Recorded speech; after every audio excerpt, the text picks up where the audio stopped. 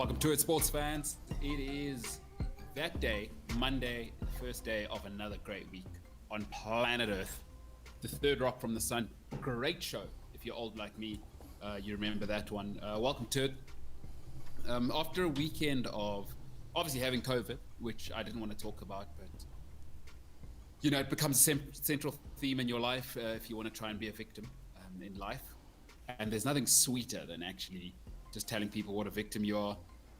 I've realized this in COVID. So I think I get why people want to tell people they have COVID. It is one of the most thrilling feelings in the world, feeling like a victim. And it's been a hell of a ride. So shout out to those who like to have a whinge. Try COVID. And it is the steroid of victimhood. And it is a special feeling.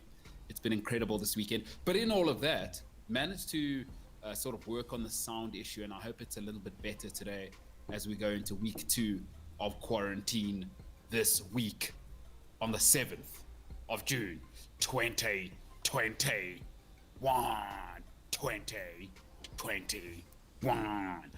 So I'm feeling a little bit better this week. So let's hope that means the show's actually going to be any good.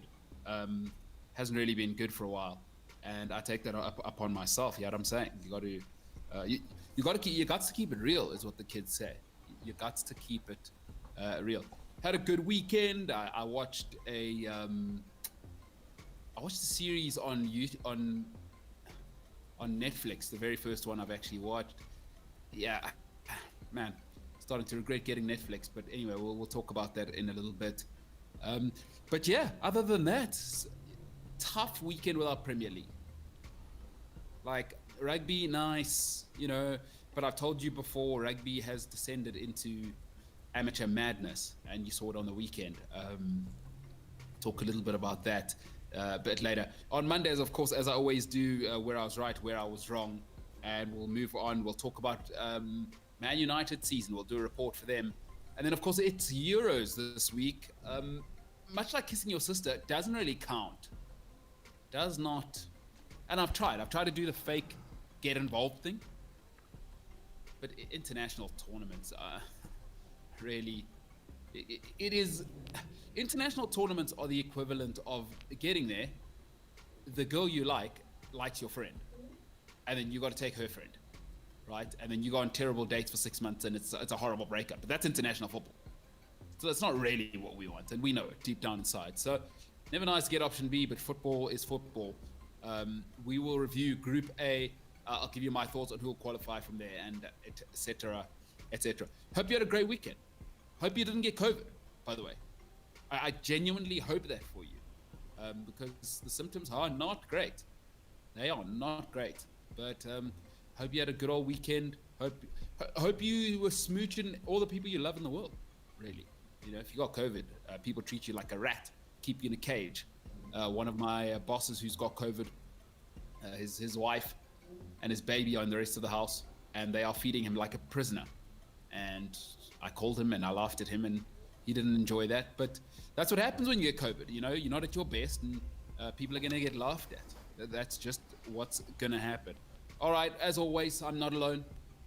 I'm with a man who pretended he had COVID, I think, at the beginning. A lot of panicking. Doesn't actually have COVID. Got his family in a little bit of a stir about it, I think. His mom, of course, probably, I don't know this for a fact. I haven't really spoken to him, but I'm just going to make it up as though I imagine it was. He panicked. Whenever we panic, anybody who's still fortunate enough to have their mother with them, they panic. And then it goes into a panic frenzy. Ladies and gentlemen, the one, the only, a man with a beard that's actually now respectable and not just for his girlfriends and on fleek Instagram. Ladies and gentlemen, coffee influencer, James Jimbo Illingsley. Jimbo, how you doing, pal? Hi, how you doing? I'm great. Good. Good I'm stuff. like Tony the Tiger great. Sorry? Oh, you don't eat, you don't know cereal. So back in the day, I don't know if they still exist because I don't eat cornflakes anymore. Obviously, I've got 8% body fat. There was the cereal called Frosty Flakes. Oh yeah, In the day. I know Frosty Flakes. Oh, do they still exist? Yeah. Oh, okay. So on there, I don't know if you know, the mascot is a tiger. Yes. His name is Tony the Tiger. Had no idea. And Tony the Tiger's payoff line is, "They're great." How do you know that? What are you talking about? What, was I dead from the age of 6 until 15?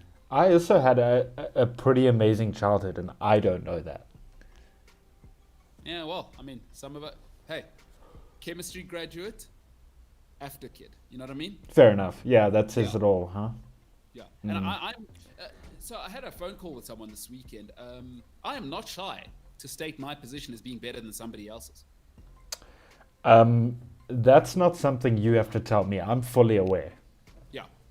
Well, I don't think it makes it any better for you for me to make you think you're as smart as I am. Or anyone. It's not just you. I've got no problem. The thing about me and my friendship circle is I know very well where I fit in. So let me tell you why I have no problem saying it. So in my family, it goes like this, right? My old man, chemical engineer. Talking about intelligence now. Okay. Mom, doctor. Right? They are both second and third. My sister's an actuarial scientist. She's right at the top of the tree. Like, uncatchable, right? Actuarial scientist and stats, like cum laude, right? At the #1 stats school in Africa. So I've always known that I'm the dum-dum in my family with a measly chemistry grad, right? It's like, that's very clear. You're the dumbest in the family. We don't need to debate it. We got a actuarial scientist right at the top, who's my sister. A chemical engineer, pretty smart. Doctor, pretty smart. And then little old me, cannon fodder at the bottom. So I've never had a problem with it. No one else should have a problem with the fact that not everyone's smart. Look, as long as you've come to terms with the fact that you are not the smartest in your family, then there we go, I guess. You know what the nice thing about it, James? I don't have to come to terms with anything. It's there whether I like it or not. like most of adult life, even if I don't like it. Let's say I don't like it. Okay, boo-hoo and the hashtag, oh, everyone's special or whatever people say, which they are not, by the way. Not everyone's special. There is nothing I can do about the evidence. Do you feel me? Look, I'm considered the dumb one in my family. So we're in the same boat. By who? Huh? Who Well, considers you the dumb one? I feel like you're just making it up now to make yourself feel better. no, because I was the child that, like, didn't really make an effort in high school. Yeah. So, like, the marks were not great. Like, younger brother at the moment's doing pretty well. Older brother had to kind of initially be whipped into gear, but then eventually got it. And me, I was just lastminute.com when it mattered, got the marks, and then, you know, that's Because your why. brother has a master's, doesn't he?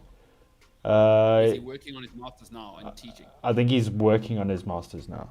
I So think. again, it's not that you're considered the dumbest in the family. You are the dumbest in the family. Well- so you and I both need to accept it. It's not just you, James. Don't feel alone. No, but I'm also the dumbest in my family. So But- don't feel bad. but dumb is a relative measurement, though. Like, No. I think we have pretty clear metrics now. If you can get into no, it's pretty clear. Smart people make good decisions and get into tucks and go for masters. Dum-dums like you and me can barely scrape through school and barely finish degrees. It's okay, James. Let it go. You know what? Embrace it. Don't feel like you're less for it. It's what you are. You know, if let's say I was a mother coming to pick a son in your family, and obviously I'm looking for genetic traits. Sorry, but you'd be third. Just like I'd be picked last in my family. Don't feel bad about it. It happens. Not everybody's a genius.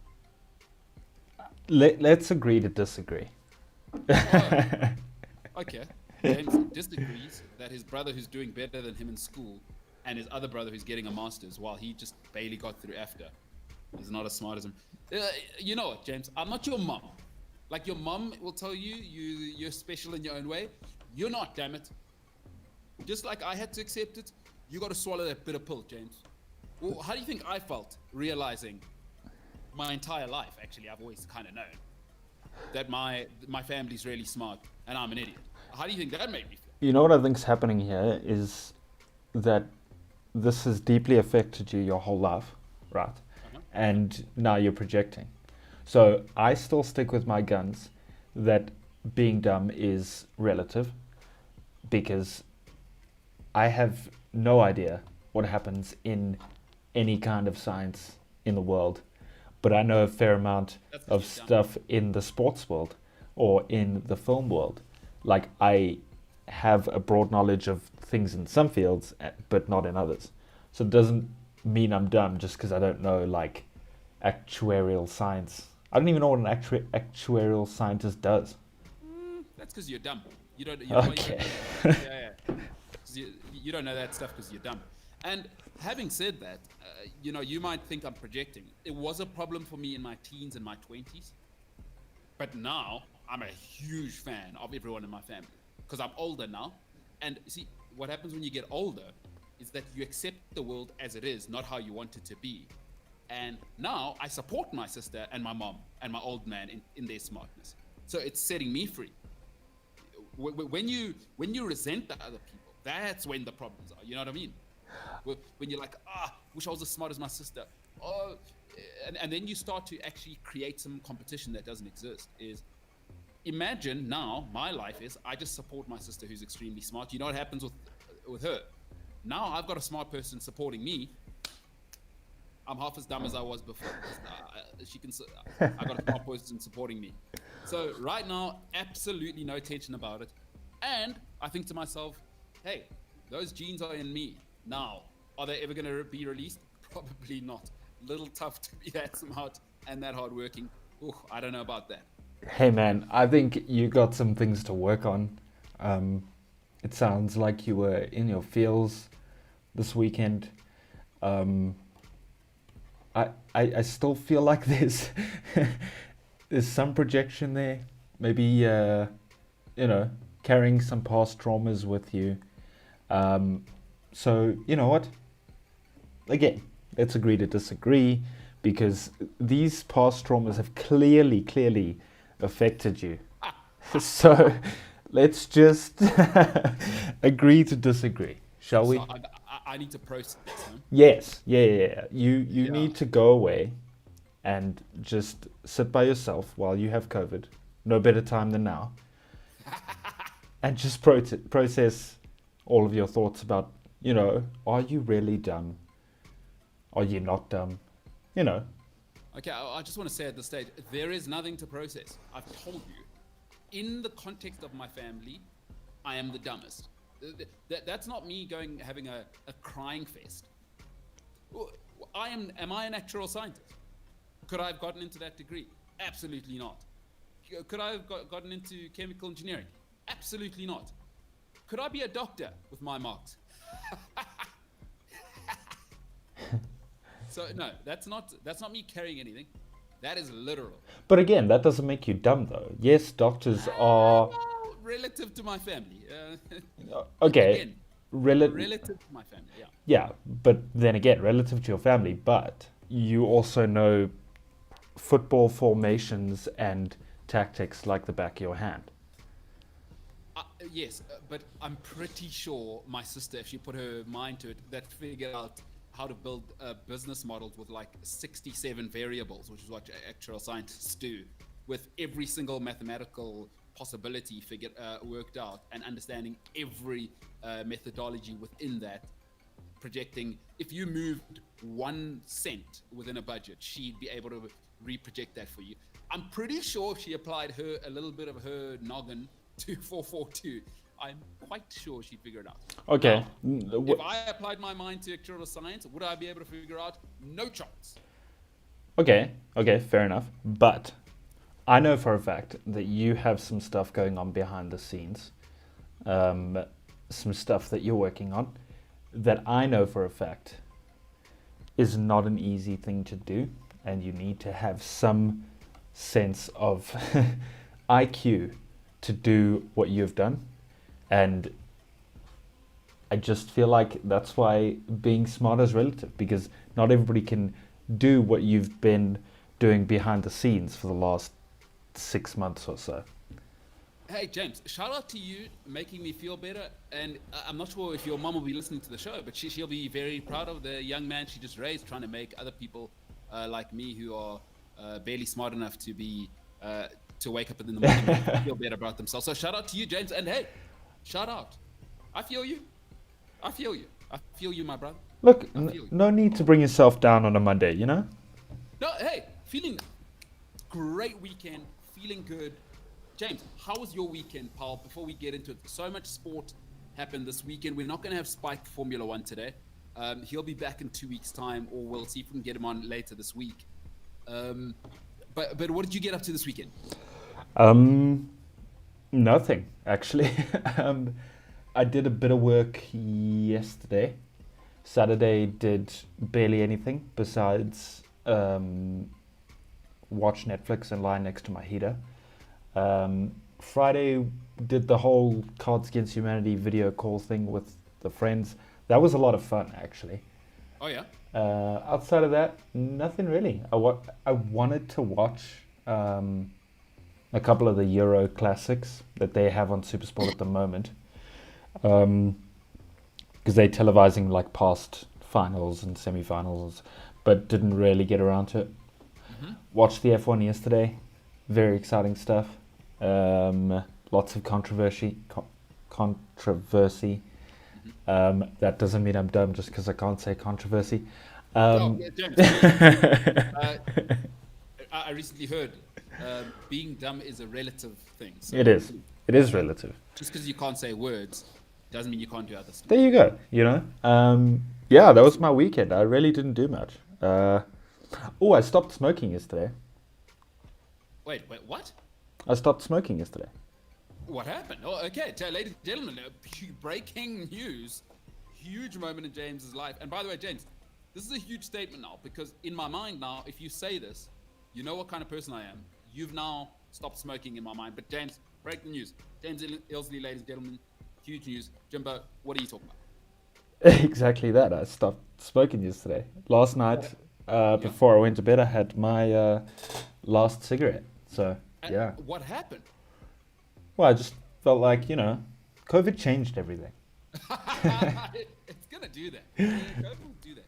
No, I've had the feeling for a while, along with the whole workout thing, that I need to get my life in order and stop smoking, along with getting healthy. So yeah, I stopped last night before I went to bed, and I haven't smoked at all today, and I'm feeling good. Are you going to have to get another habit to replace it? I mean, that's tough, isn't it? At the moment, I'm just kind of chilling. I don't have much planned in terms of contingencies, but I can't actually leave the house, and I have no cigarettes left. And it wasn't because I couldn't get them delivered. It was just a choice I made. I have no access to it.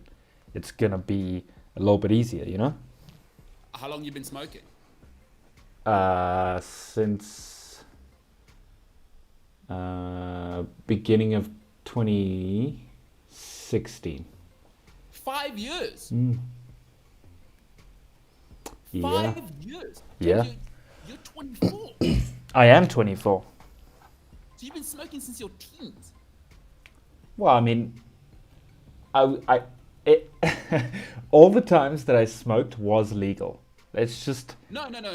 Well, I mean, 19 is your teen still. Yeah, but I mean, yeah, went on matric vac, and yeah. When did your mom find out that you smoked, or is your house liberal like that? When I came back from matric vac, kind of, like we got back, and then she asked, and I told her, and then it was just kind of like, cool, tomorrow's another day. Wow, let me tell you something. Honestly, I don't know if she'll be listening today. I know she does listen every day. This might be one of the happiest days of her life. Because I know you don't think it, because I've said this before, guys between the age of 13 to about 28 are the biggest idiots on the planet.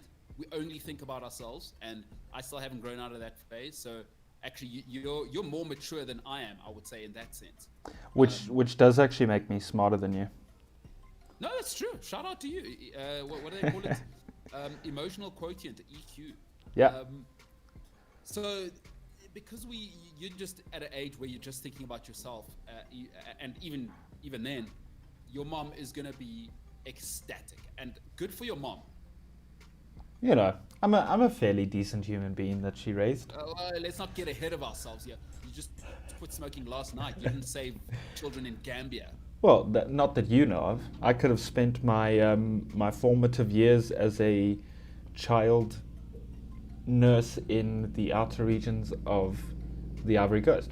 James, we've already been here. I didn't want to bring up traumas from 20 minutes ago, but you're clearly too dumb to get into nursing college. They are still intelligent people. You got to get certain marks. So I didn't want to be that person, but there's no way you're getting into nursing college with your marks if you were an after kid. You know what I'm saying? That's what you think. Yeah. All right, Jimbo, good to have you with us. It's inspirational to be in and around somebody who, wow, stopped smoking yesterday, huh? Yeah. Oh my goodness! I tell you what, your mom's taking work off today. Probably popped the champers. And she has every right. So shout out to you, James, for quitting smoking. Shout out to your family actually getting to see you until you're 65 without needing a gas chamber. Well, look, that's also one of the things I've thought about. Like, it's horrendous for your health, and I'm not going to become one of those people that are like, hey, do you know smoking is bad for you? Like, I know smokers know that like smoking is bad for you. I'm not going to be one of those people, but like I just decided for myself to clear my conscience and become a better human being. So inspirational, James. Oh my God, put it on Instagram. Everyone needs to know. I think the TED Talks people need to contact me, if I'm honest. Oh my gosh. All right, Jimbo, shout out, dude. That is a great weekend. Did you, before we move on to the sports part of this whole sports show, did you do the other thing which you promised you'd do, which was walk up the stairs? Oh, I did do that. I forgot that one. Okay. So I did that on Saturday. And So sorry, for those folks who don't know, James promised now that he's going to get into a little bit of exercise, and there were some great suggestions from, I think it was Guhle, saying consistency and home exercises. And one of the things James has is a set of stairs in his house. All right, James, take us into it. So I decided to do that like 45-minute stair session while listening to my music, and my lungs and my thighs were on fire for a good while. But it felt good. It actually felt like I had contributed to the rest of my life, you know? Oh, it's true, dude. It's true. It is true. All right, James, shout out to you this weekend, dude. You know, look, it was quite a weekend, and here we are. Amazing. All right, good start. Good start, and I hope that long may that continue. A luta continua, as the great Samora Michel said. And then the rest of that, by the way, James, is a Vittoria Certa. Victory is certain. So, James. That's my name. Know, with the way I roll, is I want to live with some integrity in my life. Now, do I do it all the time? Absolutely not. Don't be ridiculous. I've never claimed I'm Jesus the Messiah. But I do try to live with integrity. And the only way to live with integrity is to say, I'm capable of being wrong. You are. Self-centered person here. Don't like admitting when I'm wrong. But ultimately, you got to say to yourself, if you want to grow, you got to be willing to say you're right and you're wrong, as most human beings are. So as I do every single Monday, all right, Jimbo, give us that music. Let's get into it. Welcome to it, the MKT Show. Let's get going for the week. Where I was right, where I was wrong. All right, we'll start off with where I was right. The Arsenal are stinking. And I don't mean it in the German sense where they are thinking. And you ask yourself, what are they sinking? The club is sinking. I saw a beautiful social media post on the weekend is Arsenal are sinking so fast, they're going to strike oil, just like Man City and Chelsea very, very soon. So Buendia is on his way to Aston Villa. You can lie to the fans, you can lie to the media. What you cannot do is lie to players. They will not come to a sinking ship. Yes, the bid may have made a difference, but agents freeze bids all the time, and players have gone to places before where there's less money if they believe the project is better. The Arsenal are dead in the water. Aston Villa now showing more pull for a target you wanted last season. and they have outbid and outmanned you. And here we are now saying Aston Villa have got a target over the Arsenal. Quite incredible, but I was dead right there. Where I was wrong, I've never rated Marcus Rashford, I want to be honest. I've never thought of him just from a footballing side. Let's leave the humanity side aside for a second. He's a footballer. That's the main thing. I've never thought of him as pure A grade. You know, I've thought, okay, Man United, he's got high character, he's got good work rate, decent technique, decent pace. I've never understood the hype. I've never understood he lacks a little bit of X factor for me. The whole humanitarian side, it might be that. At that level, I like a killer, right? I like Bruno Fernandes. I like Cristiano Ronaldo. I like Leo Messi. To some extent, I do like Eden Hazard in his heyday. There is a sharp end to these guys. But I was wrong. He's the England captain. So he's worked it perfectly. England captain, Manchester United, beloved. Obviously, without being prompted, a phenomenal human being. Never rated the footballer, but here he is, winning at life, winning on the pitch, off the pitch. Marcus Rashford, King of England right now. Congratulations to him. I was dead wrong. Where I was right, the Springboks are going to humiliate the Lions. I saw the squad on the weekend. 2 or 3 selections that, for now, I'm going to hold to myself that I didn't love. But my God, the Springbok squad. Listen, Bismarck's not in the team, and nobody's even mentioning it. He's not in the squad. Nobody cares. No Marcel Coetzee. I don't love Marcel Coetzee as much as everybody else does, but my God, what a weapon to have as maybe a 6th or a 7th option should anybody get injured. I mean, this is a phenomenal squad. Ladies and gentlemen, Rassie Erasmus is an incredible human being. But I was right. The Lions are going to be squashed like a worm beneath the foot of an elephant. It is going to be embarrassing. Cannot wait to see it. Where I was wrong, remember when I said Super Rugby Trans-Tasman would be a disaster? I was wrong. I was completely wrong, and I have to be willing to say it. It's far worse than that. It's worse than the worst disaster I thought it could be. So I was wrong. It's not a disaster. It is an absolute extinction level event. It is an ELE. It is the biggest mess of the finest rugby product on the planet you have ever seen. It's embarrassing.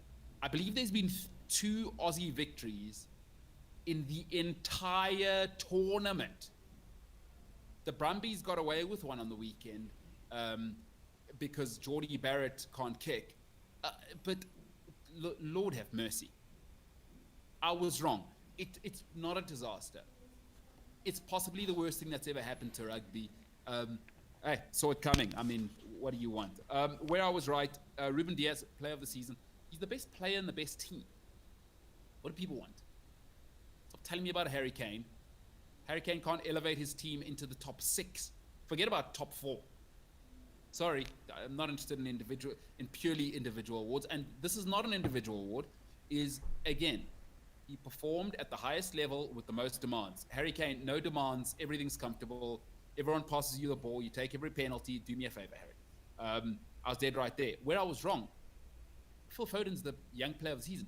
Phil Foden's not better than Mason Mount and hasn't had that as good a season as Mason Mount as a whole. But okay, I can't be a hypocrite and say Mason Mount didn't elevate his team to the championship. Neither did Foden, but okay, you can go with that argument. Then Ruben Diaz is the young player of the year. And don't tell me there's no precedent to say the young player of the year can be the player of the year. A guy called Gareth Bale, heard of him?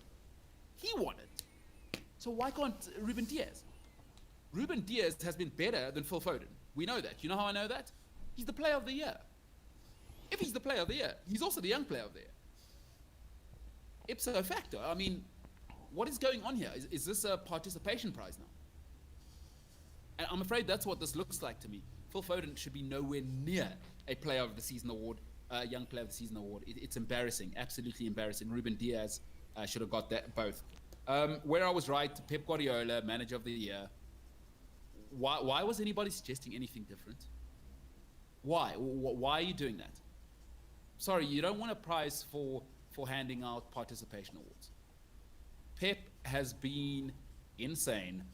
They were faltering. He turned it around and has taken English football into the stratosphere again. Fergie did this for a while. It's Pep now. Stop telling me about Ollie. Stop telling me about Aston Villa. Stop telling me about Tuchel. Pep's the manager of the year. Nobody was close in the toughest sports tournament in the world, known as the English Premier League. He's the greatest. He's the greatest of all time, and he's currently the King of England, and he is the best. Manager of the year by a country mile. Where I was wrong, why is Ruben Diaz not the young player of the year? Sorry, you probably think this is deja vu, but I'm so shocked. I have to ask it again. I said Ruben Diaz should get both. Why didn't he get it? I do not understand Phil Foden, based on, I think, 13 starts this season, getting young player of the year. It does not make sense. Every time you fight with your partner, folks, listen to your partner, what they ask you. Just make me understand. Because as soon as you explain yourself to people, they'll be upset. But if they're grown-ups, you know what, they go, all right, I can see where he or she was coming from. If you don't believe me, next time you have a fallout with your brother, sister, mom, dad, listen to their words in the end. Just make me understand how you got here. That's all I ask. You're not going to tell me Phil Foden had a better season than Ruben Diaz. And you know how I know you don't believe that either? You voted Ruben Diaz the best player in the whole thing. Makes no sense. Participation award. Where I was right, Spurs are a bunch of losers. Antonio Conte had some demands. And I've said this to you before. People always say, oh, it's easier for Pep and Mourinho and these people that spend money at these top clubs and Ancelotti and all these guys. Well, you just saw exactly what I said. I said it would last 6 months if he did go. But Antonio Conte, what people must realize about this man is he has been a maniacal winner since age group level football, and he's been the captain since. I know people think Mourinho is demanding, and people thought Fergie was demanding. Conte's a different level. Folks, there are very few people in life who can be world-class at more than one thing. It's impossible to be world-class at one thing. Antonio Conte is world-class at being a manager and having been a wunderkind player, an absolute generational talent, and a leader. So really what it's like is, why don't you put Patrick Vieira, Roy Keane, and Kevin De Bruyne in one body, right? And that's been his whole life. Now, there's a price to being around extremely driven people, is that either you meet them at the top or one of you's got to go. Spurs don't want that pressure. It's why Pep Guardiola is exceptional, Fergie is exceptional, right? So why Antonio Conte, Ancelotti is exceptional. When the pressure comes, they rise. He put a little bit of pressure on Spurs, and they're like, oh, no, we got to go the other way. Sounds like this guy might have some ambition. But ambition is a tough thing to be around if you're soft. Spurs are soft. Daniel Levy wants to be the man, wants to look like the man, but he doesn't want to be the man. And shout out to him. A little bit of self-awareness. I was dead right. Antonio Conte rejects Spurs, and it was never going to work. It was never going to work. I've always said this. You know, this idea that opposites attract is the biggest load of nonsense in the world. Not everything's Montessori. You find somebody who has the same core values as you, and you learn to love them. That's real life, and that is business. That's why Mourinho didn't work, and ultimately, I think why Pochettino didn't work at Spurs. Their core values were different. Pochettino's ambitious, he's driven, he wants to go to the top. Spurs have a cap. We just like being in the mix. Get Eddie Howe. They'll get Eddie Howe. He'll play great football. They'll be in the mix. Spurs will continue to be a loser organization. Lastly, where I was wrong, and it involves my own club, Chelsea Football Club, the champions of Europe. Roman Abramovich is chasing Romelu Lukaku. I don't understand it personally. His first touch is one of the worst things I've ever seen in my life. Serie A or La Liga are perfect for him. doesn't put any demands on his technical ability. He can bully everybody around and get to where he needs to. For me, I just don't understand why Chelsea would spend £100 million on a guy who's already shown that he wasn't good enough for Manchester United. He wasn't good enough at United. It's not just about the goals. His technical ability, his movement, his hold-up play are awful. We already have Tammy Abraham, who's mediocre and awful. And no technical ability. And awful's harsh. But by Chelsea standards, Tammy Abraham and Romelu Lukaku's technical ability is awful. It is awful by Chelsea standards. We're not Man United. We are not Arsenal. This is not a place to come for 7-8 years and win nothing and not matter in the league. Sorry. And that's what Lukaku condemns you to be. Man United tried for 3 seasons and they got what they wanted. So I don't get it. I don't get it from Roman. I back Roman all the time. He knows what he's doing. Chelsea has been nothing but a success machine for 20 years. But this one has caught me blindside. If reports are to be believed, Romelu Lukaku is on his way to Chelsea. Yeah, that wouldn't be ideal. All right, Jimbo, that's where I was right. That's where I was wrong.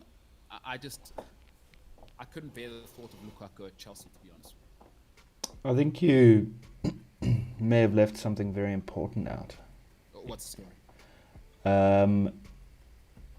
You left out the fact that Floyd fought Logan Paul on the weekend, and Logan made it all the way.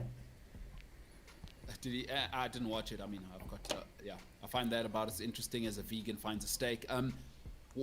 Okay. So now, what happened? Was old Logan wobbling or not? I don't know. I didn't watch the full fight highlights, but he did make all 8 rounds. Yeah, shout out to him. So, people assumed that he was going to go down in the first round. He didn't. I just thought you left that out. No, well, hold on. You know what? I want to be address this one here. Is that I'm a huge boxing fan, right? Sure. Been watching boxing since I was like 4 years old. So in the Xhosa community, there's rugby and there's boxing. Everything else doesn't matter. Floyd Mayweather stopped being a knockout artist after Oscar De La Hoya. He's broken his hands about 10 times, fingers, wrists. So he hasn't been a knockout artist for a long time. So anybody who was saying Floyd would knock him out, no, it's not what Floyd does anymore. Yeah. When he was younger, different animal. Yeah, but I just mean he's considered one of the best boxers of sort of ever. And for a YouTubing podcaster to go 8 rounds with him is pretty impressive. I'm just saying. No, I'm not impressed because they probably talked about it. Like, also, Floyd Mayweather likes one thing. It's called money. He realizes he embarrasses this guy. He never gets on a YouTube fight again with the Paul brothers. There's probably 4 or 5 more fights for them to make. Next one maybe in Saudi Arabia. You know what I mean? There's also if Floyd Mayweather really wanted to knock him out, do you honestly believe Floyd Mayweather wouldn't have turned? Because Floyd was probably boxing at like a 1. Floyd boxes at a 3 and just turns it up. It's all about the cardio. But okay, listen. Fair enough. For me, I like these Paul guys. They're making money. It's business. That's awesome. They're making all the money, huh? Yeah, they are making all the money. Floyd is taking home £72 million from this fight, by the way. Jeez. Yeah, to fight a YouTube. But he always says light work for him. It was nothing. Floyd probably went through nothing to earn this money. Nothing. He didn't even feel it. Nothing. One of his sparring sessions, 100 times harder at his peak than this. It was the easiest 72 million I'm sure he's ever made. Hey man, look, taking punches to the face. Yeah. Sometimes it pays to be dumb, right? You would know. So I'll listen to you on that one. Would I know? Sometimes it pays to be dumb, you say. Why would I know is what I mean. Oh, well, yeah. After kid versus everyone else in the family who's actually. But I don't, James. I don't want to get it. I don't know why we have to. I don't know why we have to bring that up again. Anyway, Lukaku, Chelsea. I read about it last week. Interesting. I just don't get it. Neither do I. I don't get why Chelsea are in the market for a for a striker all of a sudden. Uh, Last week they were linked to uh, Haaland. Last week they were also linked to Lukaku. I don't didn't they buy Timo Werner for a reason? Like Well, Werner can play on the left. I think there is something missing. Like Werner has shown now, he likes to make the runs out wide and cut in. And actually, Werner's strength, from what I've seen this season, is when he's carrying the ball at his feet and making defenders come and get him. You know what I mean? He's got yeah, that pace to go by them. Then there's no one left in the middle. He's actually not a classic like striker, like number 9 striker. Is you want somebody who's just gonna be what they call a fox in the box, or has those instincts, like Haaland or Ruud van Nistelrooy, which is actually probably what Liverpool are missing. That front three is awesome and it's unbelievable, but if you've got like, Divock Origi with a more class version of that, I think it'll take Chelsea to another level because they've got so much creativity. I do think they need Haaland. For me, is the one at all costs. do you think Haaland would make the move to Chelsea though? Yeah, why not? It's London. You must remember there's always the pull of living in London versus anywhere else. A young squad, a German manager. He seems to enjoy the German vibes. I can't see I can't see anything besides City and Chelsea, to be honest with Really? you. Well, in the English league, yeah, I can't see him going anywhere else in England. Absolutely not. No. That's interesting. Uh, Okay, so Lukaku or Holland? that's no. There's no all for me. If you, I don't know if you're asking me or just telling me the options.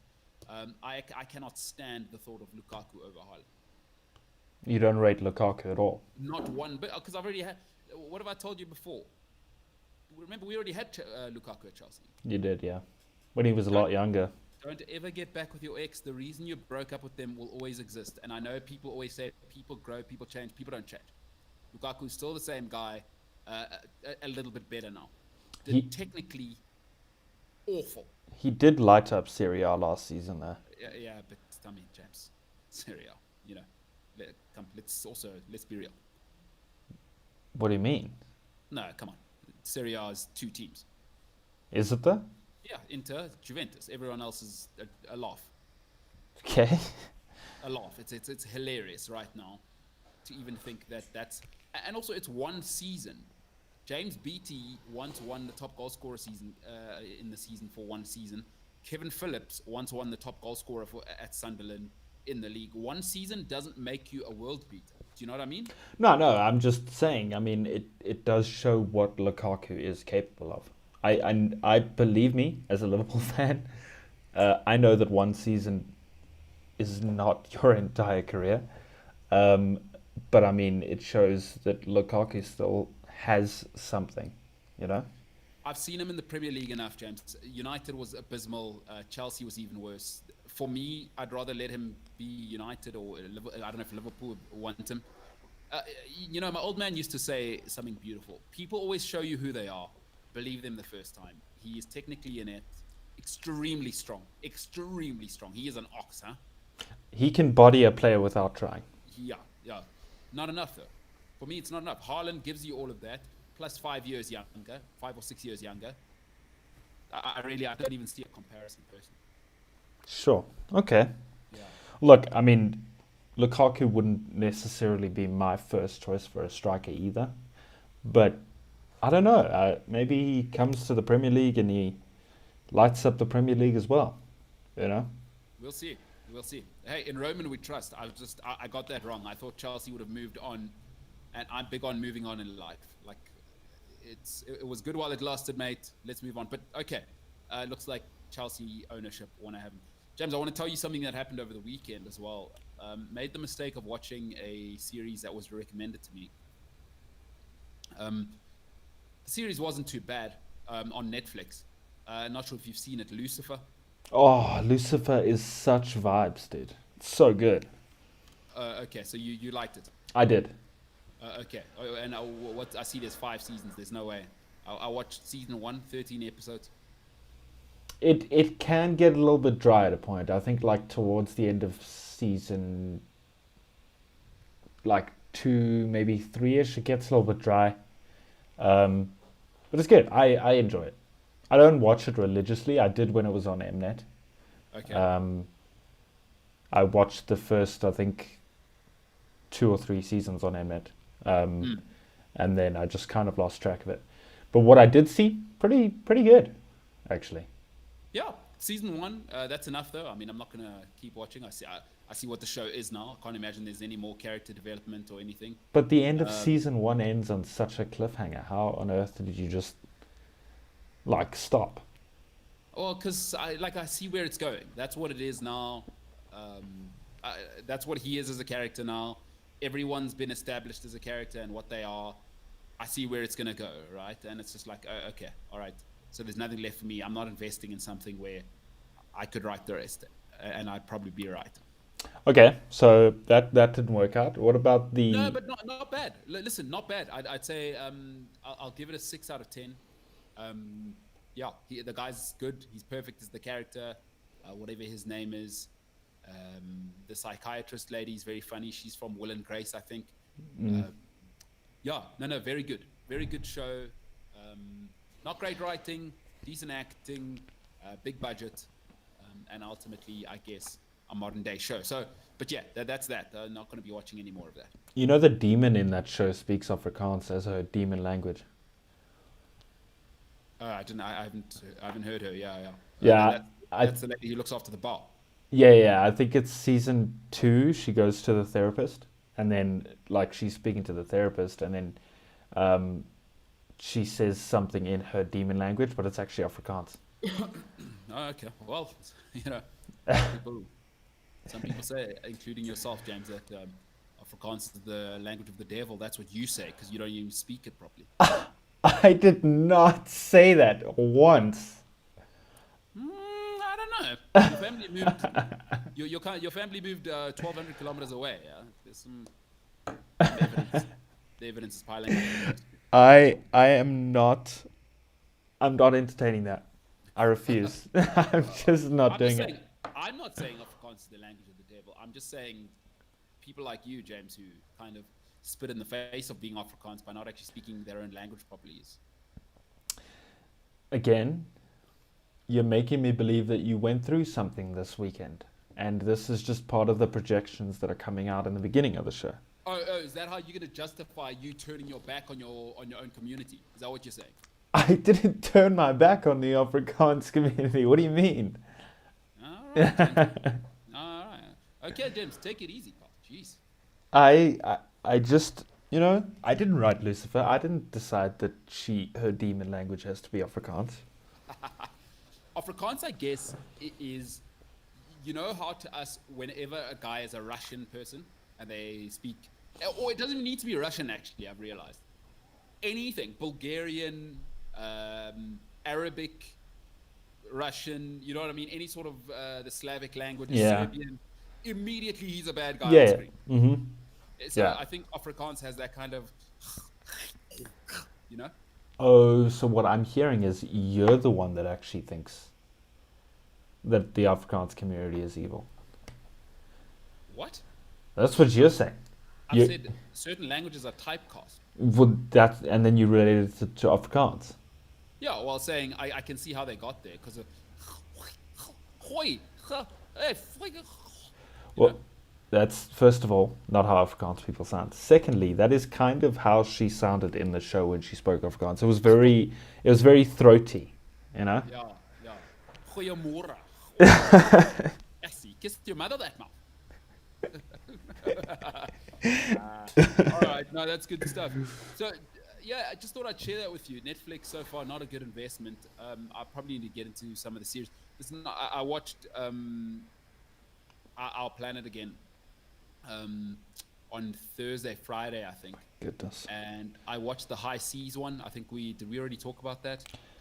I don't think so. You told me about how David Attenborough explored our planet, and I kind of lost interest a little bit. So Oh yeah, sorry, because you're a dum dum. It's true. You can't handle anything unless it's about Kim Kardashian or Logan Paul. It's very correct. It's very, very correct. It's gonna happen. It's gonna happen. If you're just joining the show, welcome to the MKT Show. James earlier had to go through some stuff. He believes I'm projecting, but I had to break some news to James earlier about the fact that he's the dumbest guy in his family. Now, having said that, his mother has not said that. I'm saying that purely because I've heard that his brother's doing a master's. His mother had a high-level job and she started another business now. And is running another business at the coast, purely because James has turned his back on the Afrikaans community. But now his brother is coming through high school, through James's own words, and achieving high marks. So through that, I deduced that James is the dumbest guy in his family, and I said, I'm the dumbest in my family. James thinks I'm projecting, but the evidence is it's pretty compelling. It's pretty compelling. So love to know your thoughts. I'm not calling James dumb. I'm just saying the evidence is stacking up against him. I still believe that being considered dumb is relative. It's all relative, huh? It's all relative. All right. Just like time, you know? No, I don't know. None of those things are true. And I'm not even going to entertain them.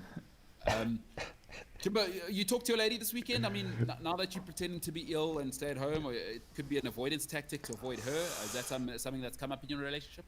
No. I'm following COVID protocols and isolating because I've been in contact with not one, but a couple of people. Yeah. Hey, tricky part about romance before we move on to Manchester United and the season's report. You know, when you are in this situation where you can't be together in romance, it's like it puts you in a bit of a situation. And tell me if I'm wrong, James, but I've always so I've only ever been in 2 serious relationships, and both were long distance. But not being with your partner forces you to actually talk to them more than you would even if they were and it's very annoying. It's very, very annoying. I wish people would understand. It should just be like, let's just text and keep it normal, and we'll talk on the weekend, because it's very consuming. And it's not, you know, talking on a screen is not like normal conversation. Somebody can be in the kitchen and tell you something, and you can still kind of carry on with something else. If I have to sit here for 2 hours, and then here's the other mistake that I think people make in virtual dating, is that people think I'm going to phone you for every little thing. Just to like every little thing, I need to keep you in the loop. And it turns out it's like 4 hours of my day where I've been sitting near a screen. Now, James, you don't have to tell me about your situation. I'm just saying what I've gone through, and I hate it. But, okay, so you say that let's text and then we'll talk on the weekend, right? But what are you talking about in your texts? No, but like if we need to chat, let's just keep it on text, and I can reply 3 hours later. Just because we're going out, it doesn't mean now I got to be a hard line to you the whole time, and there's nothing happening in my life. And do you know what I mean? I do. Like, yeah. So, I mean, you don't have to agree. I've been there. So thoughts and prayers to everyone who's in a long distance relationship or those things where you have that partner who wants to talk all the time and tell you everything that happened every day. It's absolutely senseless. People need to stop.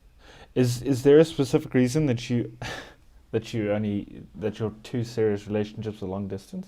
I mean, other than the fact that you have a large forehead, and that's kind of repulsive to some women. Yeah. Oh, no. So you mean besides my personality and my looks? Yes. Yeah. You know, I guess it's not a tricky one. Is I'm attracted to certain types of people, and they just happen to be foreign. You know, I'm not really attracted to South African people, so makes it difficult in that whole dating thing. You know. So you're just attracted to foreign people, huh?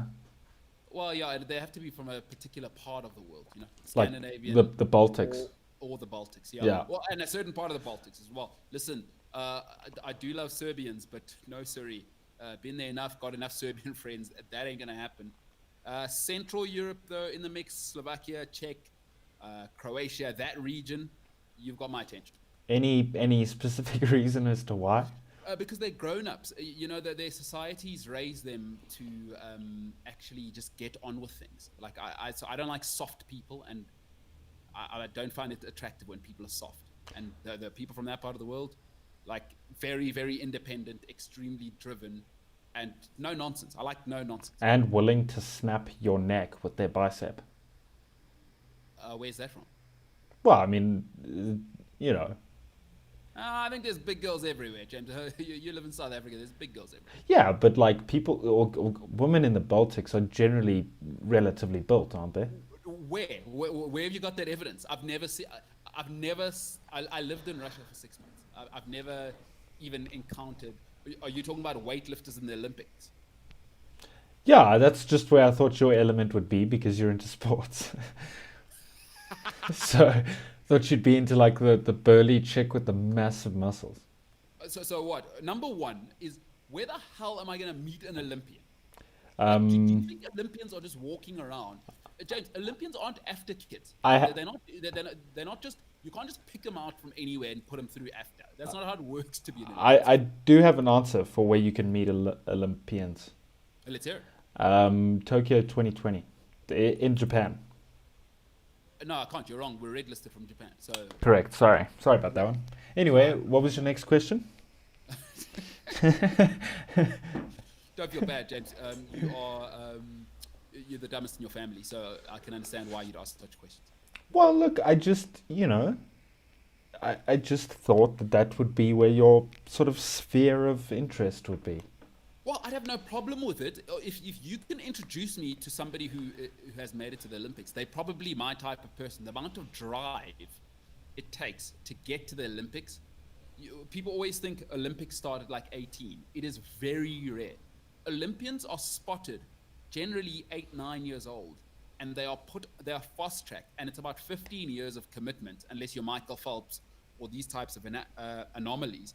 But you think of Simone Biles, you think of all the greats, Floyd Mayweather, Anthony Joshua. Anthony Joshua actually an anomaly, joined boxing quite late. But you got to be spotted like 9-10 years old in order to put in your 12 to 15,000 hours before you become an Olympian. Do you understand the steel of mental fortitude you've got to have to be an Olympian? Absolutely not, because I can barely understand the steel of fortitude needed to walk up the stairs in my own apartment. Yeah, but James, listen, shout out to you. You're a big time producer now. You might meet Olympians. I am open to dating an Olympian. Absolutely. Lindsey Vonn, if you know her, let's get in the mix. Does it have to be a female, or where are you on the spectrum? Just out of interest. At the moment, I'm just your classic heterosexual guy. Okay. The classic heterosexual guy, huh? Yeah. No, just good old, year old faithful for now. Okay. Well, so anybody listening, if you know any Olympians, there are no Olympians listening to this show. No. If there are, I don't know what they're doing. But if people know Olympians. No, sorry, I'm wrong. We do have one Olympian who listens to the show, and I know that for a fact. He's a dude though, so not really my market. Yeah, but surely Olympians would know each other. I presume they do. So maybe speak to, I don't know what his name is, but just say, hey man, I'm looking for some love and it's cold in the winter and I have COVID.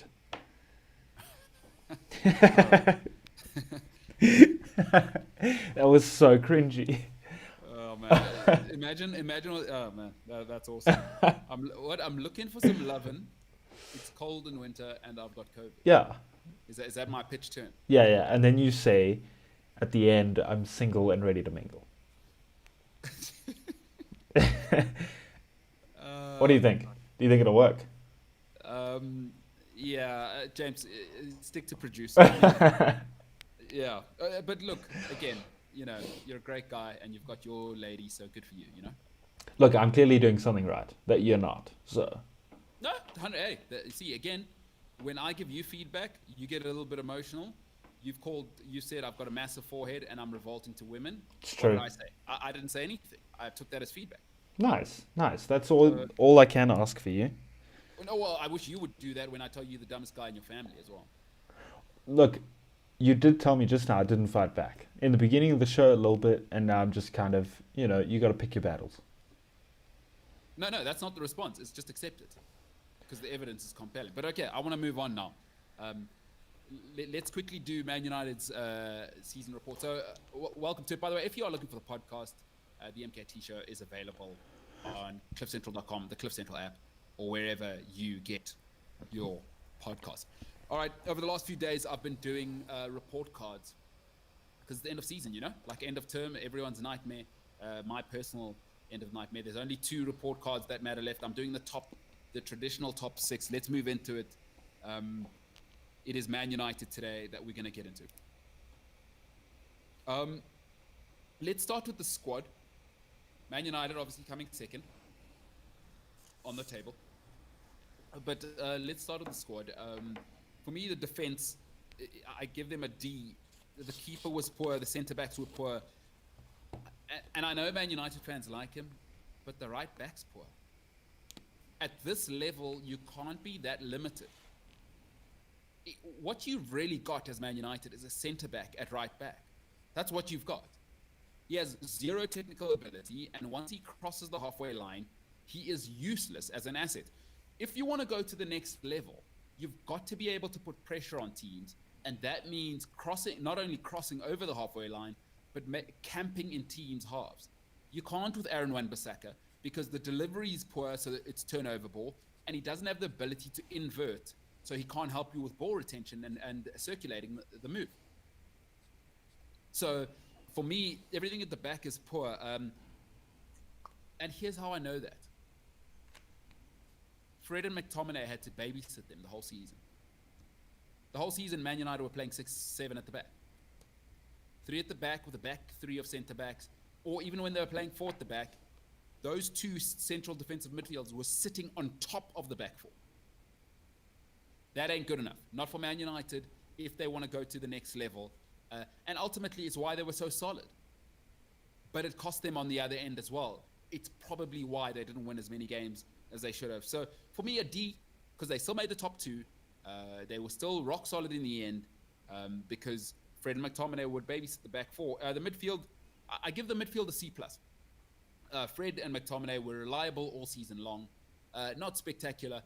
Babysitting the back 4, and they don't, neither gives you anything else, right? McTominay tries to go box to box, but he doesn't really give you anything at the sharp end. But he does his job. You know exactly what you're getting. He does what it says on the box. Athletic, tough, strong in the tackle. So both Fred and McTominay, a C+ for me in the middle. The attack saved everything. How many times were they down at halftime, turned it around, and ultimately shot them into the top 4? Just like COVID, Bruno changed everything. Bruno changed everything. He's next level. For me, the attack at Manchester United gets an A+.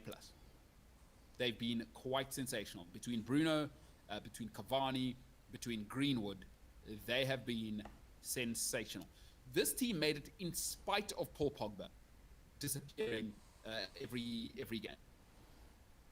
Bruno Fernandes is a one-man wrecking ball. It's Bruno or bust. You saw it against Villarreal, and you've seen it enough times now. You've seen it enough times. Stop denying it. I don't care how much you like Paul Pogba. Without Bruno, there is no Manchester United. And Bruno on his own, I know I want to say the attack, Bruno on his own, A+, because he is the attack. You saw what happened when he gets rested. It's no good. He saved United. The attack saved United, A+. And you have to say, I don't want to grade on a curve. Man United have spent £700 million since Jose Mourinho left. So I'm not going to give it an A because you came second. It's a C because when you spend that much money, which is more than anyone else in that time, I expect you to come second. But I don't want people celebrating for Ole Gunnar Solskjaer like he's Ranieri winning the title. Do me a favor. You got a £50 million right back, a world record signing centre back. You got Paul Pogba, who's a world record. Bruno cost 63 million. Both of your backup centre backs that you rotate in Lindelof and Bailly are 35 million plus. Luke Shaw's a 35 million pound player. Fred's a 50 million pound player. Please, right? Let's not pretend like United have not spent truckloads of money to get the squad where it is right now. So they get a C for the season. The squad for me gets a C this season. They've heavily failed in terms of competing again in any of the serious tournaments. But just in the league, they're way off. They are way off. And I would give them a better mark if they hadn't spent so much. There are quality players there who are still not showing up. Wan-Bissaka is not good enough at right back. I know people love the defensive side and the slide tackles, but if you want to go to the next level, you've got to have Trent, you've got to have Reece James, you've got to have Trippier, you've got to have a guy that can deliver. Dani Alves, what made him different, of course the defense was a given, but his delivery was as good as anything. So a C for the squad. The management, listen, you got to say, Ollie, I give Ollie credit. I give Ollie credit. Give him some credit, right? Even if you hate Manchester United, just him. Now take the money out of it, take everything out of it. Everybody thought he'd fail and crash. Ollie gets an A+, right? He stabilized the club, which is important. A mentor of mine said something brilliant to me a couple of months ago, and I'll never forget it. And everyone knows her by this, is that stop talking about strategy in life. I can't stand these people that keep talking about strategy. She says, culture eats strategy for breakfast. Get the culture right and don't worry about the strategy. The strategy will form itself. It is a secondary, it's a supplementary to culture. And I didn't really understand what she was saying, but the more you look at businesses, everything is about culture. I highly recommend, if you are in business, you go and read the Netflix book. But Ollie is stabilized. Right? He's improved within a season by 2 positions. And listen, nobody thinks Man United are going to win anything in the next 2-3 years. Be honest, it's a culture problem. It's not an ability issue, it's a culture problem. Winning, as you've seen, is a culture thing. There isn't a winning culture at Manchester United. That's why you go and face Villarreal and guys crumble. Because they're hoping to win, they don't expect to win. And to create that culture, it's going to take another 2 or 3 years. You're going to have to get rid of a few people. Now, you can speculate on who that is at home. I'm not going to say any names. But Ollie knows he's got to get rid of 3 or 4. He's seen the character behind closed doors. 3 or 4 have to go so that the culture can flourish. And he can imbibe that united, cutthroat, winning culture. That has to be a deliberate act, and it has to be constant. You've got to give Ollie an A+. Because by Ollie's standards, he's delivered and some on expectation. If you support Man United, there's no way you thought you'd be second this season. Not a chance. By Ollie's standards, you're going to mark him for what he is. It's an A+ for me, for management. And ultimately, Manchester United, as a full report card, get a C+. That's what they get. They get a C+. It's good enough to see you through till the next grade. But another semi-final failure, another final failure, and you've spent 700 million, folks. This is 700 million without a single trophy. Not a single piece of silverware for 700 million. And what's funny is, Man United tells everyone, you spent your way to the top. You're spending your way to mediocrity. That should say something about Man United. So sorry, I'm not going to grade on a curve. A C+ for Man United, and this is somewhere they can build from. Now that can improve, as teachers will tell you, is that we can move you into the smart people's class, but we're probably going to need you to win an FA Cup. We're going to need you to be 5 points off the title next season. You can't be this far back. Can't do it. Not after 700 million. Not after you're going to pay 80 million for Sancho. So, Man United C+. Those are my thoughts for the season. For me, I think that speaks for itself. Jimbo, your thoughts? I think pretty accurate, actually. I mean, I didn't know that stat about how much money they spent, but yeah, that's just a crying shame. Spending that amount of money to come nowhere and not even bring home an oversized dinner plate. So, look, I think fairly accurate. There's a helicopter flying over me. I do apologize. Fairly accurate. I think maybe a little bit lenient on the A plus for attack. I think the attack deserves an A, maybe a B plus. I just, Bruno was there in the goals and assists. Rashford was sometimes there, so was Greenwood also sometimes there. So yeah, I think a little bit lenient on the attack grade. You know why I gave them an A plus? Is you also got to remember this. They set a record for the most games coming back from a score down, and I think they went unbeaten this season in the league away from home. That is some feat, and for me, I think that's all about the attack. I don't think that's a defense thing. Oh, it has to be somewhat a defense thing to go unbeaten on the road, because you are facing. I mean, it's not only a case of you facing teams like Burnley on the road, or Sheffield Wednesday or Sheffield United. On the road, you still play every team in the league. No, but you know what my thinking is? I've used this analogy before. Is if somebody pushes me in the river, right, and saves me, I'm not giving them credit for saving me, because remember how many games United went 1-0 down, and they had to be rescued by Cavani last minute or Bruno. Oh yeah, fair That's enough. what I'm saying is I'm not going to credit the defense, because you're always putting Man United in a compromised position away from home. And Bruno and Cavani and Rashford would have to figure it out. You know what I mean? It's like, Fair oh my enough. goodness, again. That's why I give all the credit to the attack and none to the defense. Is they were always going 1-0 down. Do you know what I mean? Do you know what I'm saying? Yeah, for sure. Yeah, that makes sense. And ultimately, as much as I think some people may hate it, they still came second in the league because of that. Yeah, look, as much as I hate Manchester United, they had a really good season. There was a point where everybody thought this was actually going to be a season that Man United take home the lead. The league. They didn't, thankfully.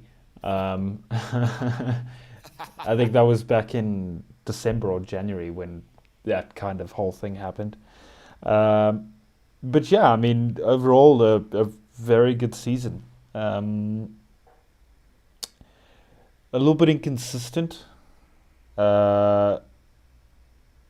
For a team like Man United, I mean. Are you worried as a Liverpool fan that they could be back? I mean, I was at a point this season, but then they just kind of like disappeared behind the curtain. And I don't know if it was because the players just put their head down and sort of pushed through to do their best. But I don't know. It just when United are on top or close to the top or above their rivals, it becomes a thing. It's all over Twitter. Everyone's talking about it. United fans are generally very, very loud. I'm not saying that like Liverpool fans aren't, but yeah, they been very annoying considering you won one title in 30 years. no, I'm fully well aware of Liverpool fans. But I mean, there was nothing around it, and that's what kind of makes me cautious. I don't know if Man United fans themselves don't believe yet. Don't want to get ahead of themselves. I don't know. Maybe next season. Look, City are in an incredible place at the moment. So I mean, right now in my mind, City are favourites to win the league, but I'm excited to see what Man United do. Even as a Liverpool fan, I'm excited. I get very excited when it becomes unpredictable, and the Premier League has been that for the last sort of 4 or 5 years or so. Yeah. Listen, as a Chelsea fan, I am personally not worried at all because I'm still, if I'm a Man United fan, I'm probably still worried about the culture. You know, the nice thing about supporting Chelsea is it's very clear what the culture is. It is unacceptable to be not in the mix. Roman Abramovich is very, very clear. Everybody knows that. So the tone at Chelsea is always very clear. Win or get the hell out of here. Man United kind of feel like Southampton with a budget right now is it's just nice to be stable. You know what I mean? And it's tough to win from that position in life. You got to be number. I always say to you, stability is everything in life. Is City and Chelsea for me are stable in terms of culture at both places. I mean, you saw what happened after the Champions League, Chelsea's Champions League win. The first thing Man City's board said, they came out and they said, we will come again aggressively in the market to correct the situation. By the way, they just won 2 trophies this season. They've just come out. They've just won the title 4 years out of 5. Yay, more money in football. I'm so excited. But that is a culture. That tells you that, you know, everybody else might say, oh, a League Cup and a league title. Oh my goodness, what an incredible season Man City had. Man City are saying, this is unacceptable. Why the hell didn't we win the FA Cup as well? You know what I mean? But that's what you need to win. You cannot be where Man United are now. And some Man United fans, I feel like I've heard, or I'm just going on social media and listening to sort of the fan channels, is that they feel like Ollie's done a good job this season. Already that tells me where the culture is. It tells me if you're celebrating being top 2 and being in the mix, it should be a catastrophe this season. If you're Fergie's United, this season's a disaster. You know, James, you can speak to your mom about this, and it is important to seek out our elders. I mean, she worked at one of the biggest corporates in Africa for a while. I'm pretty sure she'll tell you there was no celebrating booking a room and this and that. We expect to be number 1, right? So we don't celebrate a big international deal here. We expect it. Now, what else can we do to get better? You know what I mean? I would imagine if she was working in and around that type of business, I would imagine she would tell you that, my gosh, it was relentless in that company. Yeah, and I think that's where the similarity for Sir Alex comes in, is finishing that far behind your noisy neighbors, who are not your noisy neighbors anymore. You're actually the noisy neighbors now. Like, finishing that many points behind them, Fergie would probably have a heart attack in the dressing room. Oh yeah, no, he'd have none. And like you say, for a club like Man United, for an institution like Man United, you know, on paper it looks great. You know, if you're looking at it from the point of view of where Man United have been finishing 5th, 4th, you know, 5th again, to finishing 2nd, looks great. You can see the progress, but then you look at the goal difference and you look at the wins away and you look at the wins from home and the actual overall points for the season, and that's where it paints a completely different picture, and a picture that I think Man United ultras, and especially Sir Alex, aren't too pleased about. You know, listen, Fergie he's not in the business of losing. Man United fans, love to hear from you. I'm at MKT Inspires on social media. Your thoughts is, are you happy with where it's going? Is Ollie going to get, because the reality is this, right, is it's not going to be linear progression. You're going to have to get rid of 3 or 4, and you're going to have to take a bit of a gamble on guys, because everybody thinks Jadon Sancho is going to come from Germany to England and immediately be Arjen Robben. It's too young. Well, and also that's not how it works. Even if, right, we've seen Didier Drogba come and struggle for a season in England. We've seen big players, Bruno Fernandes, Bernardo Silva came across after outstanding seasons at Monaco, and it took some time. And now you're starting to see the real Bernardo Silva, right? It's not immediate. Cancelo, you're starting to see the real Cancelo now. After coming from Juventus. So it takes time. There are anomalies, Virgil van Dijk, Ruben Diaz, Bruno Fernandes, these guys who can come in. Arjen Robben hit the ground running. But these are very, very rare. Michael Essien took a season, right? Michael Essien took a whole season. And then he became the Bison as he was known. So this idea that you think it's just going to be add more to this stuff, Ollie's going to have to get rid of some for a culture sort of tone set. And that's going to be painful because you're going to presume that Jadon Sancho is going to buy into the culture. But he's coming with a big ego, and people that come with big egos and expectations, it doesn't always work out because he's really, really young, and he's already shown you some character issues. And culture is a character issue. It's got nothing to do with ability. Culture is a character thing. Man United, the great Arsenal teams, the great Chelsea teams. Tremendous interview came out on the weekend. You can go and read it by Steve Holland. And Steve Holland, of course, part of the Mourinho dynasty the first time and was at Chelsea for all that time. And he spoke of the relentless pursuit for excellence by the superstars. You must remember, Chelsea at a stage had 9 international captains in their team. Right, from Cech to Ballack to Terry to Essien himself to Drogba. They had Ashley Cole, Branislav Ivanovic. They had 9 in the squad at a stage, international captains. Steve Holland speaks of the relentless pursuit of excellence, that all these great players, because the talent wasn't the issue there, obviously. I mean, at some stage you had Michael Ballack being rotated at his peak. But when they came together, he said, what was great about that locker room was that they all lifted the standards for everybody. And are Man United going to be able to do that? Because when you bring Sancho in, could be a culture killer. Is I'm big time, I deserve to be here, give me the ball, I'm not dropping back. That's really, really important to consider. So Man United fans, I'd love to hear from them what they think. Do they think that the culture is being set now? Is Ollie starting to show sort of Fergie ruthlessness, getting rid of people? Will getting rid of Martial and replacing him with Sancho is talent enough now? It'd be really interesting to hear from Man United fans. But before we finish off on that, Jimbo, let's intermitiate. Shall we? Not a real word. No, not even. Just made that up. That means you're dumb, is what that means. James, I'm not dumb. I'm the dumbest in my family. Sure, that's what they all say. Just to make yourself feel better, huh? That's true. If anybody knows, it is you, James. Dumbest in your family by some distance.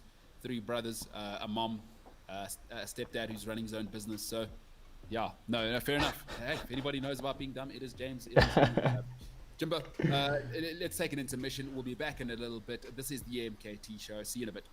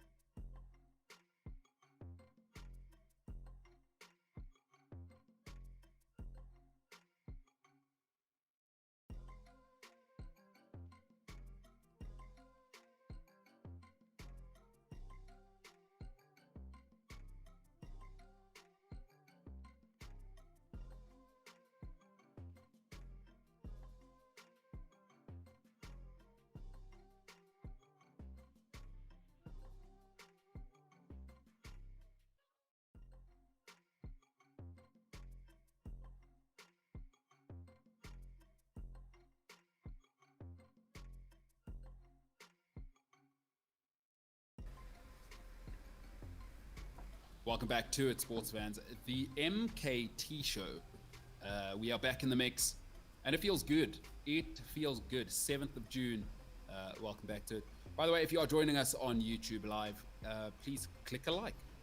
If you don't like this show, don't click a like. You know, that's the sort of reality you got to face in life. It's just like myself and James having to accept this morning that in our families, we didn't get the brains.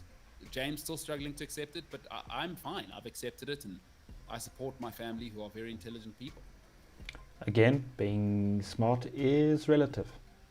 Sure, I mean, it's not. We have clear metrics where we can measure it, especially into IQ. It's very, very measurable through 6 or 7 sort of psychometric tests. So it's not relative. It's actually, it is purely empirical. It's evidence-based.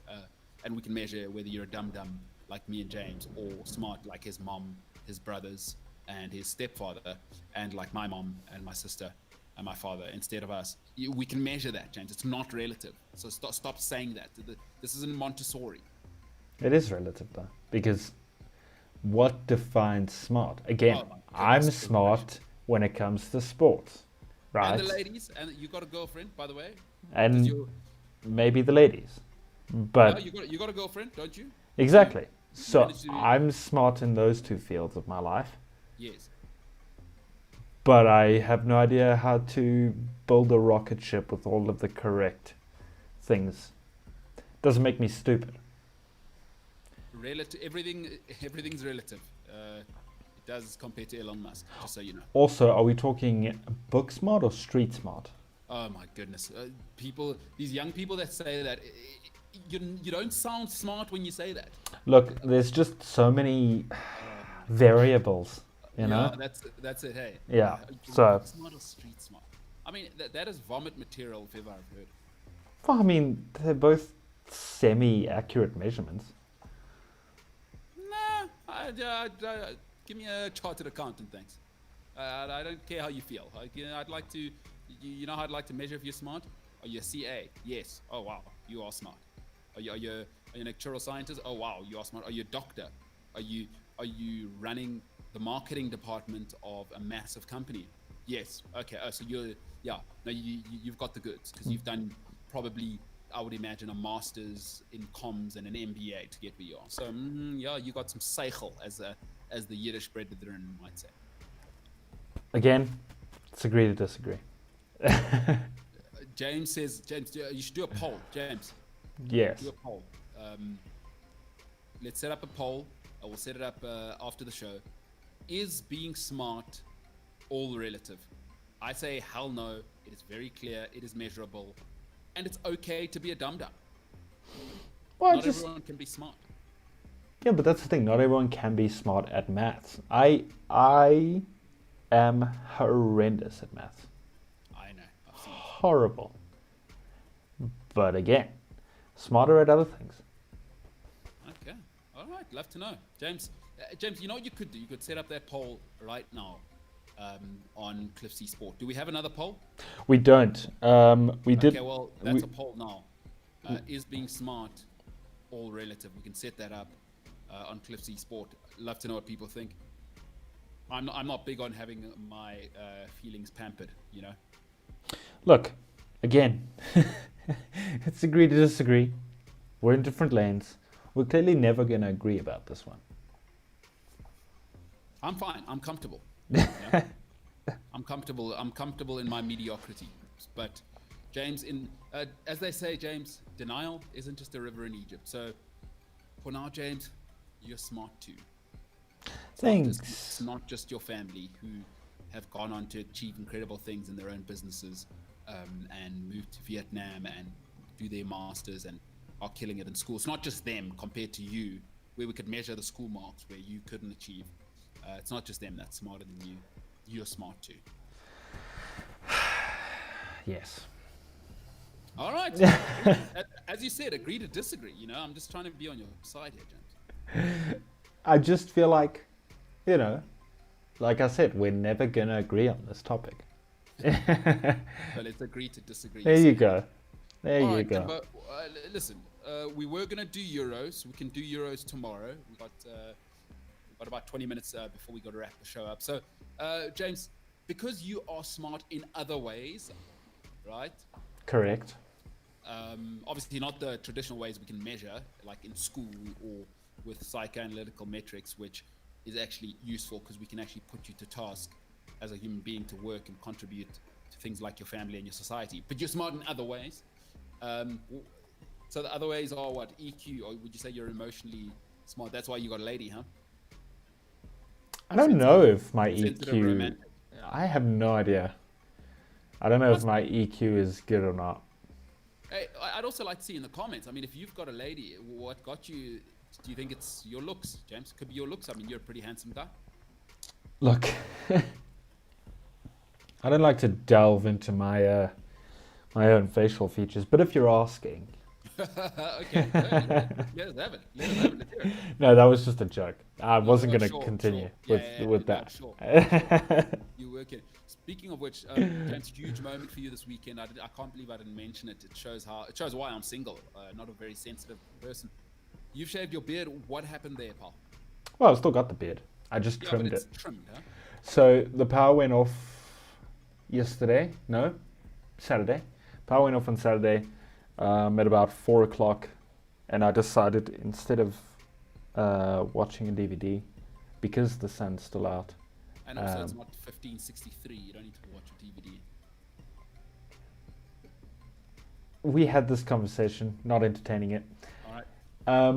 The sun was still out when the power went out, so I was like, hey, I've got 2 hours to kill. I must shave. And I did. And then I had a shower, and, you know, it was a TLC day, because I, like, put the pimple cream on, and, you know, by the time I was done with doing everything, I felt terrific. Wow, you sound like sounds like a great weekend for a 45-year-old single woman. Look, how do good-looking people stay good-looking? It's, I guess, to have pimple cream and shave. TLC, exactly. Okay, so you a little bit of TLC, huh? Yeah.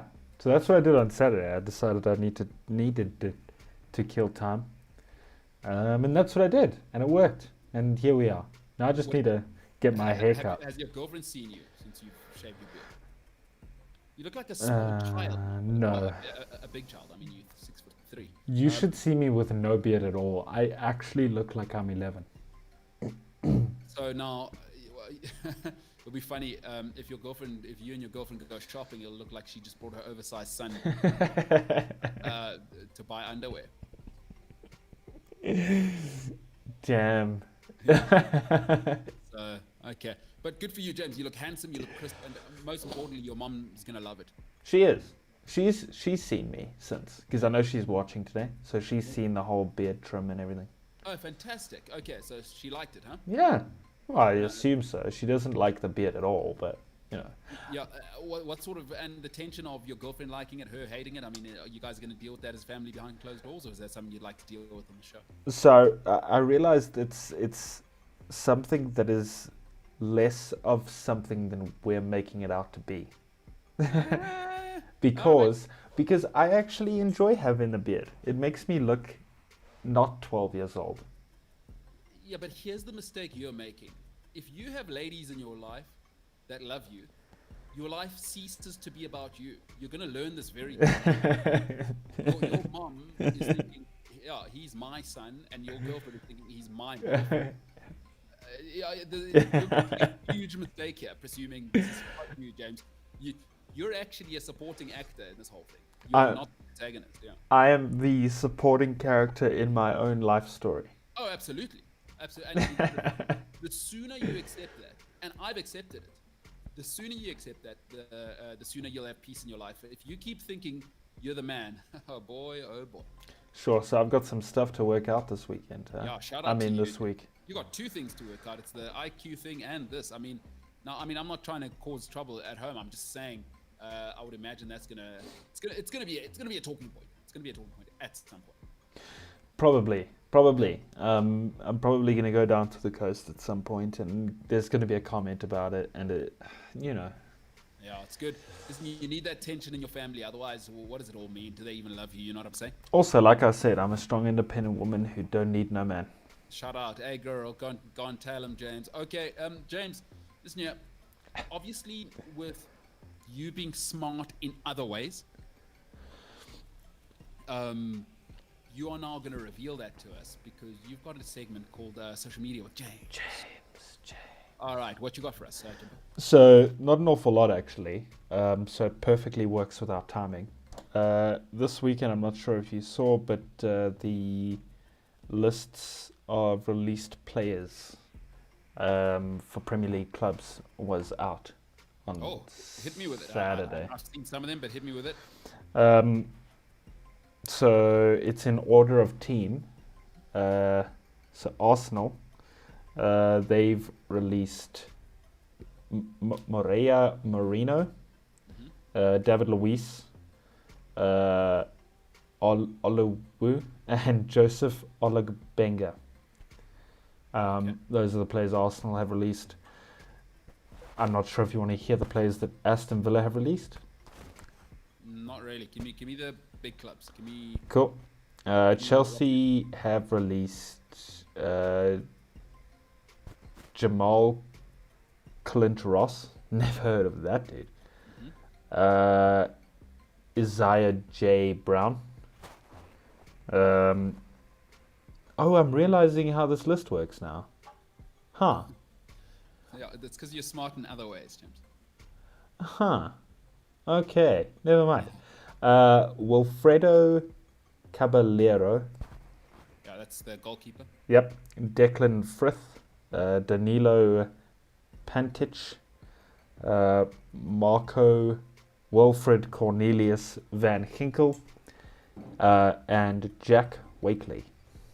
The Van Ginkel one is unfortunate. He had 2 catastrophic injuries, and he was touted as like the next holding mid from Germany. Wow, that's been a terrible situation for him. A little bit, huh? Yeah. Leicester released 9 players. No notable names, really, actually. Yeah, no. Oh, Christian Fuchs. I don't know how to say his name. Fuchs, right? Fuchs. Yeah. It's German, and if you're Afrikaans, you will know. If you hadn't turned your back on the Afrikaans community, you would have made a Fuchs by now. Okay. Yeah. I'm just saying what happened, James. I mean, I don't want to get into it. I'm just saying you turned your back on the Afrikaans community, so you don't even know how to say their names. But anyway, superb left foot, part of that winning team. And Leicester, you have to trust, is they've got the best recruitment in the league. They do. Their recruitment is on another level. Liverpool, Liam Coyle, Joseph Hardy, Abdul Rahman Mohammed Sharif, and Jack Walls. No, James, I said I only want to hear big clubs. I don't know why you give me Liverpool. Cool. Sorry about that one. I do, and it kind of hurt me in the heart. Not gonna lie to you. You are in a bit of a sensitive mood this morning, especially once it's been revealed to you that. Okay, I don't want to go back to that. Are you trying to make me cry, or like what's the plan here? I don't want to. This is family show. We all in it together here. and obviously I've got COVID, so actually your life can't be as bad. I forgot. I do apologize for that. No, I don't know how sorry you are. I don't know how sorry. Manchester City, Sergio Aguero. He's a bum anyway.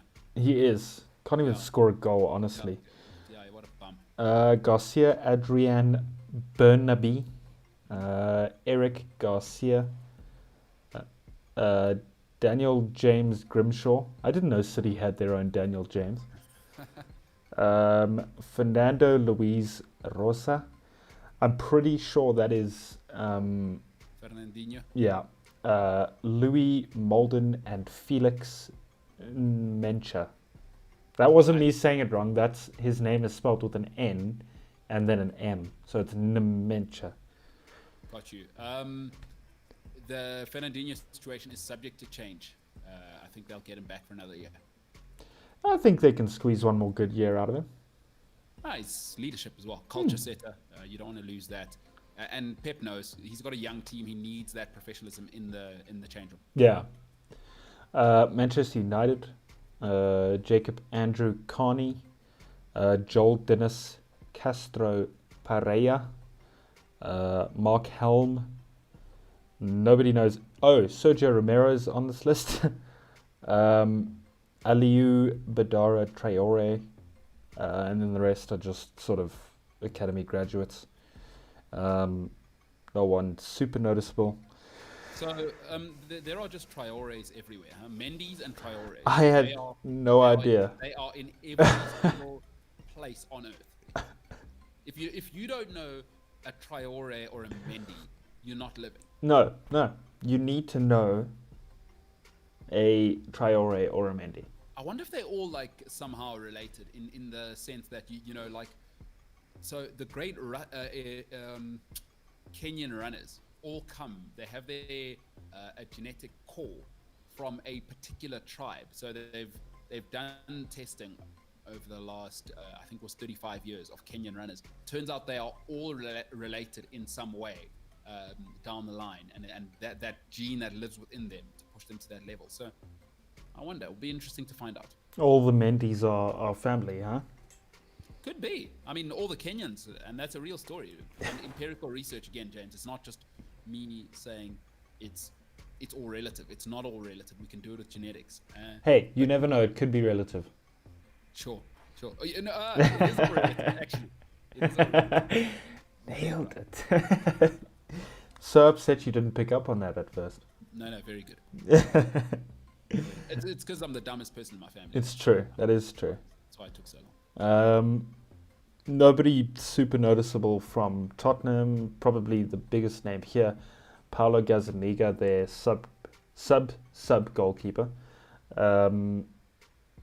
Yeah, those are all the big clubs. No one. It's weird that they're keeping Joe Hart.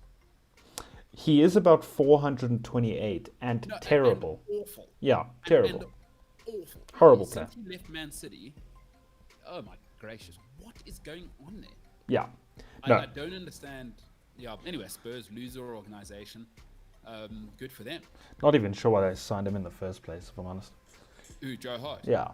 It was a weird signing. They already had Gazzaniga as the keeper, right? And they had Michel Form. Yes. It makes no sense. But it's Tottenham. It's Tottenham. What are you going to do? Good old Tottenham, huh? Yeah. Shall we jump into some YouTube comments? Yeah, let's do it. So first comment comes from Michelle. That's my mother. Okay, old Mumsy, what's she got to say? She says, I think MKT might be carrying some baggage. That's with regards to your whole I'm dumb, James, and so are you. I just figured out what it is. Let's hear it. You don't believe that being dumb is relative. No, wait, hang on. You don't believe that being smart is relative because you don't want to be the only dumb one on the show. Okay, is that what you're going with? I can actually tell you why I don't believe being dumb is relative. We have ways to measure it. there are pretty established ways from around the age of 4 years old to 18 years old. We call it standardized testing. So we have ways that exist. I'm not making it up. It's relative. No, fair enough. I need to realize that you have to develop soft skills in life. So you also need to realize that sometimes it's okay to take a step back and just breathe. No, that's true. That's so. Just give yourself room to breathe. Exactly. Hey, maybe your mom's right, and I'm projecting some stuff. What was the comment? I think MKT might be carrying some baggage. Yeah, listen. You should listen to our elders. They do have wisdom. So I need to go and sit in a dark room and think about how I was being toxic towards you, James. You were. And it's not about you. It's about me. So. And I will wait on you to call the press conference to give your apology. Oh, that is going to be a long wait. You're going to be a skeleton by the time you get that one. Rika says, I almost cried when Max's tire blew, but I celebrated as if we'd won the World Cup when Lewis locked up in the first corner.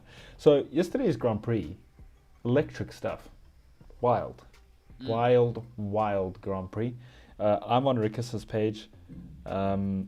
I was downstairs when Hamilton's brakes locked up, so I didn't see that happen. But Hamilton ended up plumb last. Max's tyre blew. Checo ended up winning the race. So Red Bull on the podium. I'm happy. Sebastian Vettel was back on the podium. That was nice to see again. Yeah. But yeah, just not Max's day. I really wanted him to extend that lead, against the Sir. So what it does is add incredible drama. Yeah. To the rest of the season, and it is great for Formula One. They need it. It was an incredible race. Rikus also says, James, so you were 19, you listened to Westlife and smoked. Those who didn't hear it, by the way, James was admitting earlier that his first, I think that was last week when he said his first CD, if you're not 100, a compact disc is something that Neanderthals used to use to store and play music. But his first CD that he ever bought was Westlife. It was. Sorry, read the comment again. James, so you were 19, you listened to Westlife and you smoked. Where do we start? I mean, you tell me I'm projecting. This is why you got to have a community, right? It takes a village. I would have never remembered the Westlife thing. Shout out to you. And these are things we need to ask James, is what, with everything that his mom did for him, where did it all go wrong? I embrace being unique. Westlife and smoking, dude. I mean, just amazing. Rikus, that is the comment of the millennium. He's just made my day. Gutle says, we're a family here. You can tell us who you're not happy about. For me, Mornay wouldn't have made the team. That's with regards to the Springbok selection. Yeah, listen. You know what the problem is what's our other option? I want to love Kerwin Bosch, but again, he couldn't tackle a fish supper. And at this level, I cannot babysit a fly half. Unless you are Johnny Wilkinson, who actually was known for his defense.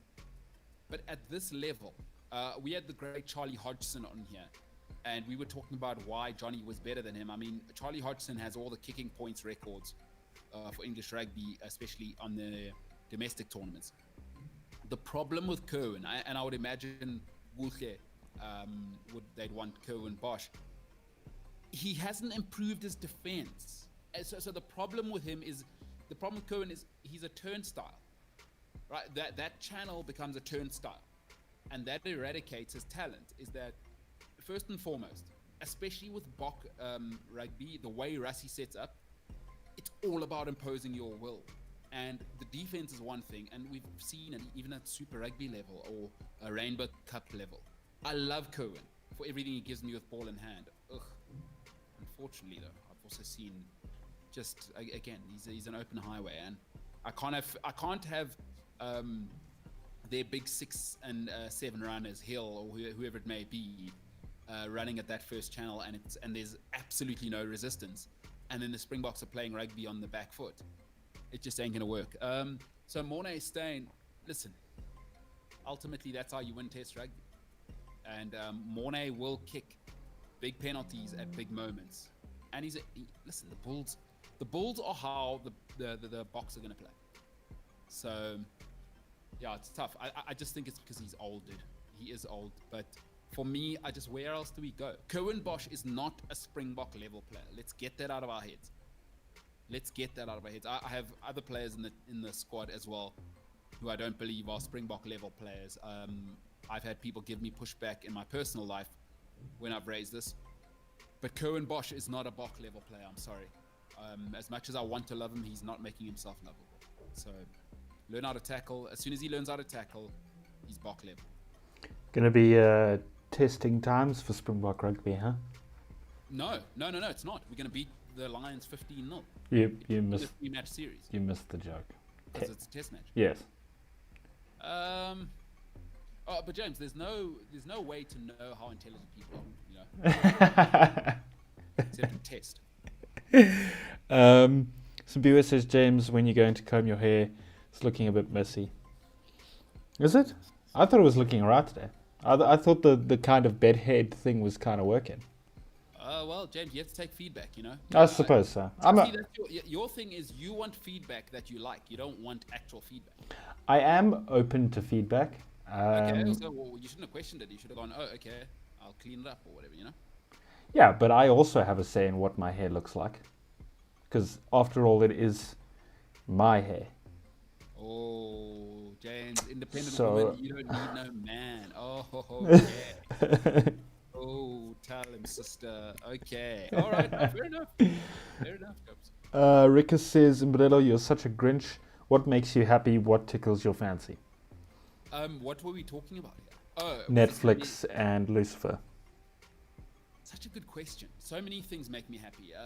Family, food. I love food. I am huge on food. Food's dope. I like Good food. I like good food as well. I'm not eating trash. I'm not eating rubbish pizza or that, you know? What do I like? Food, exercise, to laugh. Like to have a laugh. Yeah, those are the things. But maybe I am a Grinch as well. So, Rikus, you may not be wrong. Maybe I'm unhappy deep down inside. Deep down inside, there's no helping me. It's a good question. I'll ponder that today. And that's okay. There's people you can talk to. Yeah. No, true. Henry says, what an F1 yesterday. Couldn't believe it when Max's tire blew. Lewis couldn't have said it better 2 weeks ago when he said that he is that he is his only competition. Lost 2 races to himself. Must hurt a bit. I mean, Verstappen, that's huge, right? He goes and wins, Lewis doesn't finish. He starts to take some pressure off Red Bull and transfer some to Lewis and his, at Mercedes. Wow, that's insane. And how great is this for the story of Formula One? It does mean there's one more race to make things happen. Because obviously none of them made anything happen this weekend. So, I don't know. I'm very, very excited to see what happens. No, me too. I might actually watch Formula One from now. Oh, speaking of Singapore Grand Prix, the night race that you were very excited for, it got cancelled on Saturday. What's the story? I think because of like COVID stuff. So they've cancelled Singapore, and I think they're looking into cancelling Turkey, if I'm not mistaken. Wow. So your night race where they water the pitch might not actually happen. Well, Singapore won't happen. They could still water the pitch because that's Mother Nature. Is Singapore going through some stuff at the moment? I had no idea. I didn't know that COVID was a huge thing in Singapore. In such a disciplinarian state. Mm. You know what it might be is Singapore might go, actually, we don't need you liberal people that are going out to nightclubs and making out with one another and spitting in each other's mouths coming here. We've got this under control. Because Singapore is an authoritarian state, right? Like, make no mistake. I know people who work there. That's not a place where you go there and you express yourself. You go there are rules, you fit in, you shut the hell up. So I'm betting Singapore doesn't have a COVID issue. I'm betting they're trying to keep the rest of the world out. Because we are loose and liberal out here in the West. Hey, so no night race. I think there is actually one more night race, if I'm not mistaken. Okay. But again, look, they could still water the pitch because that's all like Mother Nature's stuff. So that could happen. You got to water the pitch if you want to have good Formula One stuff. Absolutely. Yeah. RTB says, my man making too much sense for 1 p.m. on a Monday. I feel attacked and I'm not even a United fan. That's funny. Rika says, as a United fan, I'm happy to finish second this season and to be unbeaten away from home. After losing 6-1 to Spurs, this season United must now go one step higher. And ultimately that is to win the title. It will be interesting to hear what Man United fans think. Another season and one step higher. Do you think you are ready to really make a push? You probably need 2 or 3 signings. You're going to have to let go of Martial. You're going to have to let go maybe of Paul Pogba. Maybe another 2 or 3 centre backs. Fair enough. I like that one. Simpiwe says, that moment when James thought he is saying something brilliant was priceless. I always say brilliant things. I don't know what you're talking about. Wow, James. Okay. No, that's awesome. Nothing's possible without confidence, and I commend you for that, James. Exactly. Look, I'm confident in my possibilities of brain stuff. Brainery, huh? Mm. No, that's awesome, dude. That's awesome. That's what it's about. You got to be confident. I like that, James. Confidence is key, huh? Absolutely. Confidence is king. And I am one.